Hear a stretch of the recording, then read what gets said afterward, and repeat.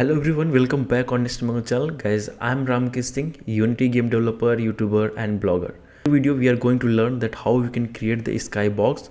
So there are two ways to create the skybox. So in this tutorial I'm going to share you. And basically in what is the skybox? So basically it's create the sky for your application. So in the simple terms it's called HDRI images. So we make a material. In Unity we call it Skybox, but in modeling term it's called HDRI image. You can create any Skybox or any HDRI images through your artist. So you can also download from HDRIHub.com. So there are so many kind of HDRI image. So in this tutorial I am going to use this. So you can download this. Is you can see this is the 8192 into 4096, or you can use 4K. So it's depend on you, but if you are using in Unity, so I think you should use 2K to 4K, not more than that. So I have just downloaded this. So this is the zip, and then I have extracted it.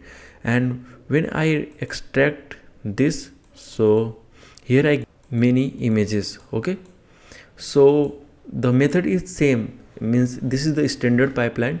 You can perform similar task in URP. So just go on this this image. This is basically a JPG image. Here you have to go on the 2D and then you have to apply 2048 and apply.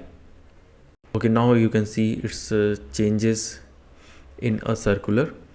And then here you have to create one material. So just create material, call it sky. So this is basic simple material. So you have to perform the skybox that will be a universal. So just go in here, and here you can see here is a box. So there are so many kind of skybox, means you can perform 6 slided. So all the 6 image you have to drop there. You can just drop there. But if you want a simple skybox, so just you have to click on cube map, and cube map here is a image, HDRI image. So just pass this image here. Okay, now we have created this skybox material. So what we have to do is just go in the window, render, lighting, and here you will get environment. So just click on the environment and just drop this material. Now you can see, and Control S. Now you can see we have created a wonderful skybox. Means you can see these plants are looking really realistic. These are looking like it's a 3D environment. So it's looking really very cool.